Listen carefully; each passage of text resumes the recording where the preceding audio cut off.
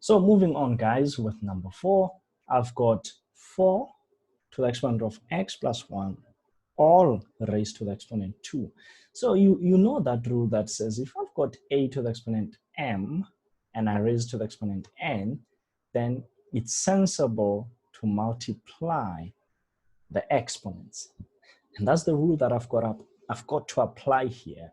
I'll say 4 to the exponent of x plus 1 times 2. So you can see this is 4 to the exponent of 2x plus 2. Now, guys, since you're supposed to simplify, I must teach you this now. Make sure that your base is expressed as a prime base. Now, what is a prime base? It is a base that is a prime number. What is a prime number? Back to grade 8, a number that has only 2 factors, namely 1 and itself. 4 has 3 factors, 1, 2, and 4. So 4 is not a prime number. We must simplify the base as well. So I'm going to write this as 2 squared into 2x plus 2. This is 2 to the exponent of 4x plus 4. Is this simplified?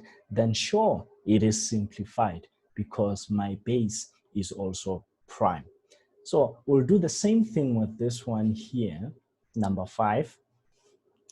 I've got to write 4 as a prime base, that is 2 to the exponent of what? I will multiply already now, 4n times 2 squared times 2 to the exponent of negative 3n times 3. And I think I can just divide everything here because everything is multiplication by 2n. So what I'll then do is I'll realize that this 4n, well, if I take this up, it will become a negative 4n. So that actually takes care of that. So this is the part where I'm saying you'll need to figure things out yourself.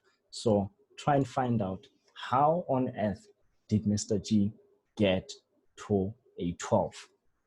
Try and figure that out. Okay. Number 6.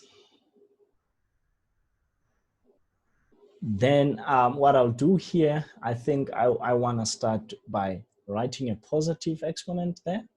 Okay. Then I'm going to have a negative. Now here's that warning. Remember that? I know most of you might think, oh yeah, this goes nicely and it cancels and that goes nicely. Guys, that is not the way. Please do not give me a heart attack. So what you got to do here, you've got to note that we've got to apply what that 2 means. So it means I've got, in fact, because I've discussed the rules with you, I'm going to go right away and write that as root x, write this as root y, but now I'm going to expand and I'm going to have that also plus that. And you can see, oh, we've got something like a difference of 2 squares here. I'm sorry, my bad. It's not supposed to be like that. I also make mistakes because I'm human. That's what mathematics proves, by the way. We are all human. So I'm going to put my negative here. So I have expanded. Now I'm going to put my bracket. You can see this becomes square root of x. So what happens if you think about it, you've got x to the half times x to the half. So a half and a half gives you 1. So that's why I've got x to the 1 there, basically. So I'm foiling now. And you can see now here I've got root x, root y. Then I've got here again another root x and another root y. I must have a positive y there. That's x plus y, boring, minus.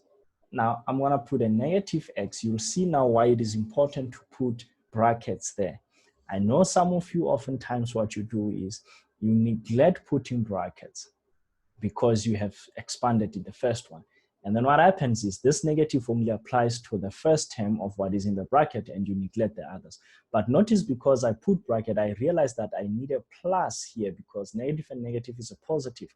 But also notice that these are like terms. So I'm going to actually have 2 square root of xy. And what is the reason for that? Because square root of x to the exponent half and square root of y to the exponent half is good as saying, well, these things have the same exponent, so why can't I just throw it outside? That's what I'm applying there. And then I've got a y there. So finally, folks, you can see I've removed brackets. So even here, I can remove brackets, the invisible math. So you can see x will take care of x. I know you guys like canceling stuff out. So guess what? That is the only term that sort of cancels, because y and y, what happens is that, they're actually going to cancel as well, because this was Mr. G's fault here. This was Mr. G's fault. This is supposed to be negative. Why? Because it was positive here. So when I multiply it by that negative, it becomes negative.